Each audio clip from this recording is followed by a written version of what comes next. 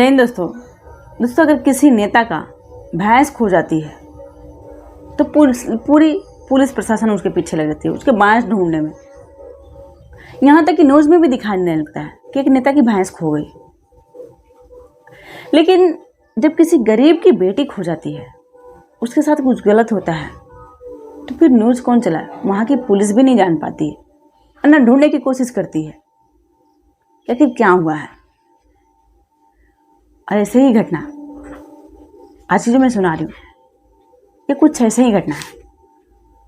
आइए जानते हैं विस्तार से। ये घटना है बिहार के सीतामढ़ी जिले की। यहाँ एक लड़की है जिसका नाम है नंदनी। उम्र इसकी 24 साल। और ये लड़की BA सेकेंडरी की छात्रा है। और ये लड़की बेहद गरीब परिवार से बिलोंग करती है, बेहद ही गरीब परिवार से। ये लड़की जब भी स्कूल जाती है तो ये कभी कभार एक ऑटो ड्राइवर था, उसके ऑटो से ही ये जाया करती है, यानी चली जाती है उसके ऑटो ड्राइवर के साथ। अब आते जाते ही जो ऑटो ड्राइवर था उससे इन दोनों को दोस्ती होता है, प्यार होता है। अब प्यार इतना होता है कि जो दोनों हैं वो आपस में मिलने जुलने लगते हैं। जहाँ भी मौका मिलता था ये दोनों मिला करते हैं।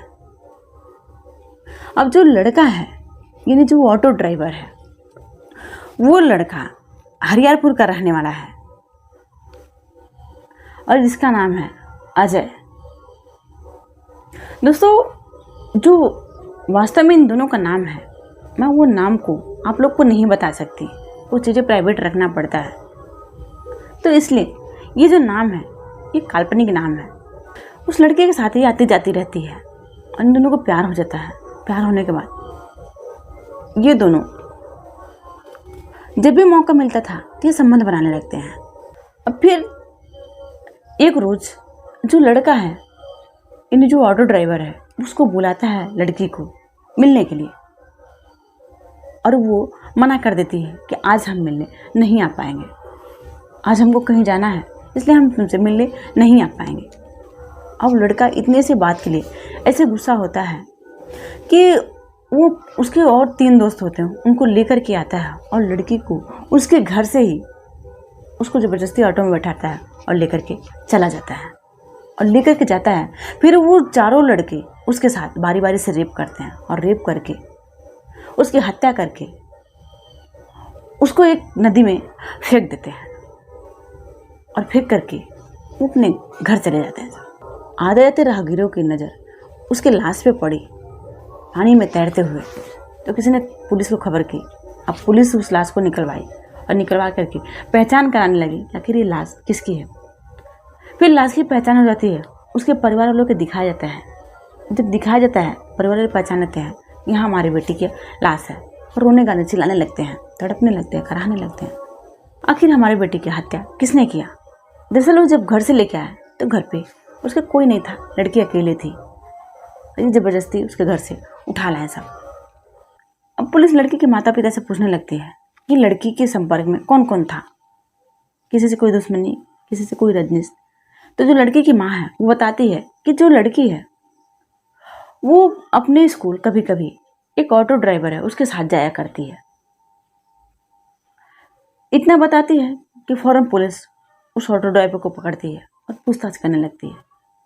जब पूछताछ करने लगती है तो वो ऑटो ड्राइवर वही कहानी सुनाता है कि वो उससे प्यार करता था, वो भी उससे प्यार करती थी, लेकिन उसको बुलावे पर नहीं आई।